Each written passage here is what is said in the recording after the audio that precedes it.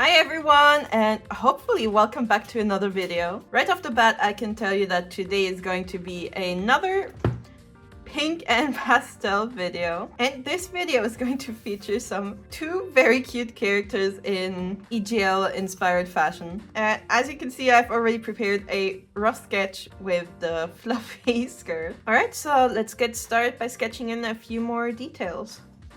I do love current EGL fashion trends. But I first discovered this kind of fashion style in like 2009 or 10. So that era of the early 2010s is like super nostalgic to me. It has like a very, very special sweet spot for me. And that's kind of what I'm trying to capture here with this drawing. But it is oddly hard to find any kind of like photos that I can use for reference from that era. Because if I look up like old school fashion, then of course all I'm gonna get is like the actual really old kind of dresses from, I think this fashion style started in the late 90s, something like that. And again, that era is again slightly different to the era that I grew up with. Also, I'm quite limited on colors, so I don't want to draw any dresses that have like intricate patterns. So I'm very much focusing on making the dresses look interesting by just adding more and more lace and frills. This girl on the left is going to be a chinchilla, and the one on the right will be a sheep. Since they're both animal girls, I'm also gonna give this one, instead of like a teddy bear or bunny plush, I'm actually think I'm gonna give her like a human doll.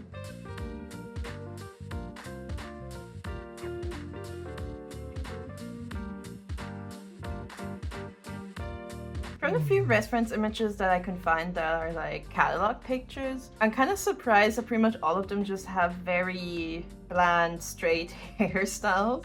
When I vividly remember that super curly, permed, teased, and crimped hair was like all the rage with this kind of, in combination with this kind of fashion. Also, kind of like anime wigs were just starting to become more accessible to people in Europe. So you would also see a lot of kind of Hatsune Miku style twin-tail wigs. But I think the most popular hairstyle, when I just like started getting interested in this fashion, I don't actually know what it was called or if it even ever had like a proper name back then. But it was like these super curly twin tails where like you would curl and tease the hair until it's shaped like a ball. And of course not your real hair, it was always just a wig, I think. But then it would be combined with the most straight and flattened bangs ever.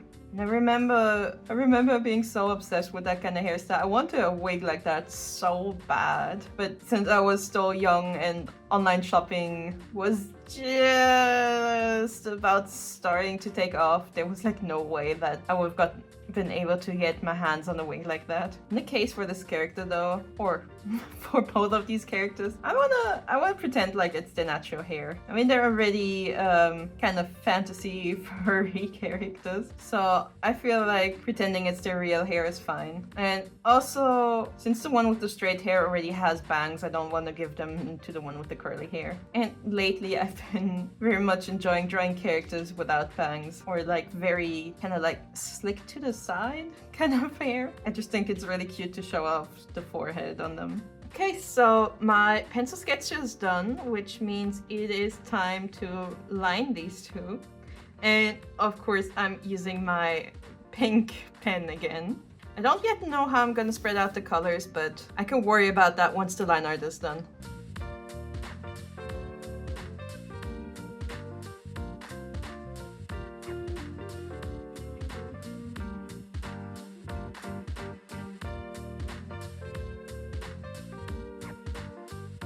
I still remember when I first got into kind of like the whole, not just EGL, but Japanese kawaii fashion, which is just covered in frills, bows, lace, and all of that.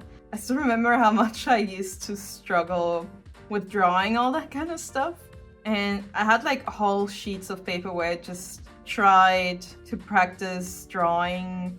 I think mostly just these kind of frills, and I would like actually try to analyze how they worked and everything. And I think my biggest issue, the main thing that bothered me the most, was just by how stiff it always looked when I drew it. But then it's been, it's been like 15 years since then.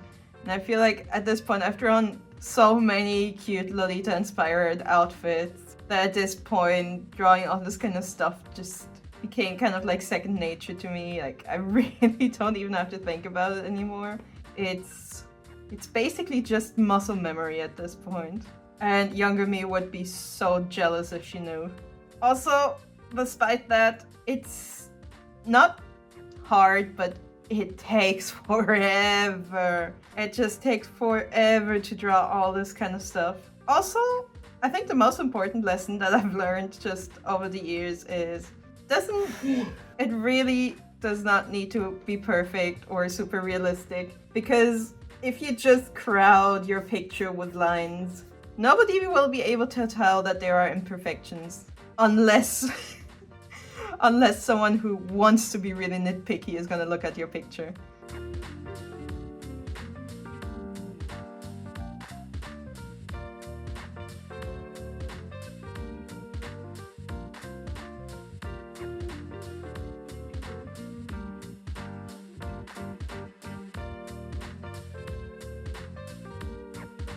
Okay, so my line art is done, and first of all, I keep spotting more and more places where I didn't fully erase the pencil lines yet.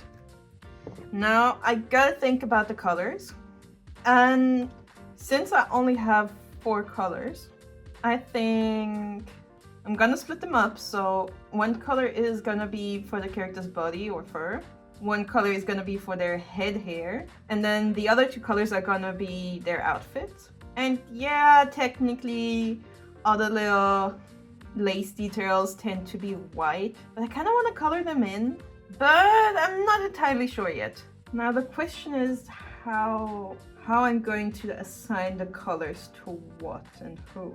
There is quite a strong contrast between all 4 of these colors. Like, despite them being pastel, there's quite a bit of contrast between all of them. So I'm thinking maybe for their faces I should use the least bright color, but that is easier said than done. The least bright color is definitely the yellow, and maybe the green, but I always feel like green looks so weird if I use it on a character that's not specifically a frog or a reptile. I'm gonna start with this character, and then I'll think about it if she's gonna have matching colors or not. Because I think if I do her kind of skin, and technically there she's also still covered in fur, but I think if I color in her body in yellow, I want her to have the purple hair and the pink dress. I think I'm gonna keep the lace white after all. And I do kind of want her to be in a green dress. I'm just really feeling the green for her dress design. So yeah, I'm just gonna start coloring in her and then I'll have time to think about it.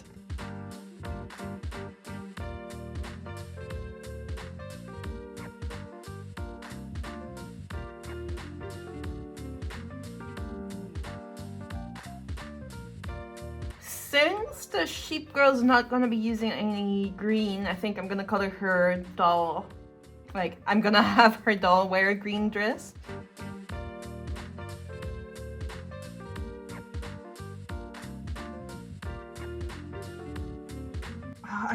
I should totally have her tail match the color of her hair, of her like head hair. And then I can kind of pretend like all the purple hair is what has been shorn off, and all the yellow body parts or fur is like you know, the short shorn.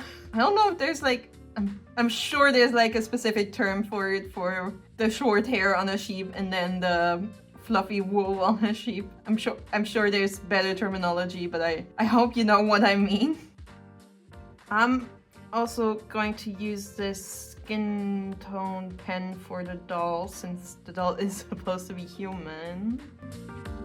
Okay, so then let's go for the second girl, or the first girl, the chinchilla girl on the left. And I did say I want her dress to be green, but I'm not entirely sure right now. But I do want to make her fur purple, because chinchillas tend to be, they're usually gray, and I think the purple could be quite nice as a replacement for gray.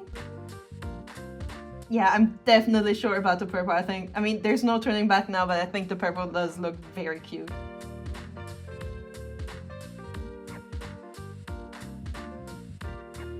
I might use yellow or pink for the inside of her ears and the secondary color on her tail, but I'm not entirely sure just yet. So let me color in her dress first, which I think I will be sticking to the green.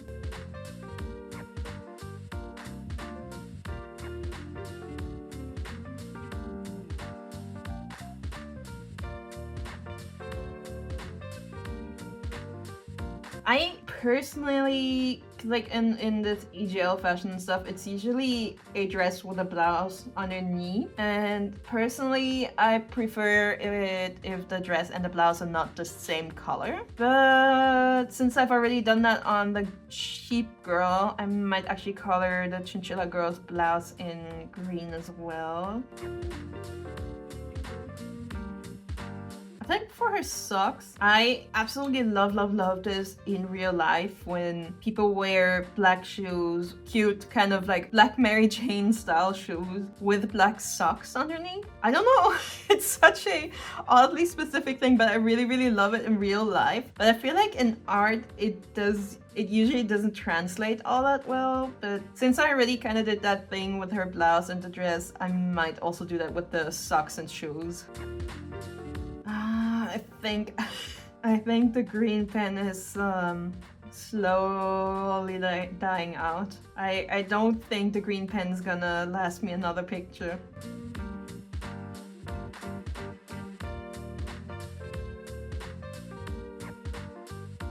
I'm not done yet, but I really love already how these two are turning out. Gonna add some cute little blush. And I'm also going to use my red pen to add some gradient.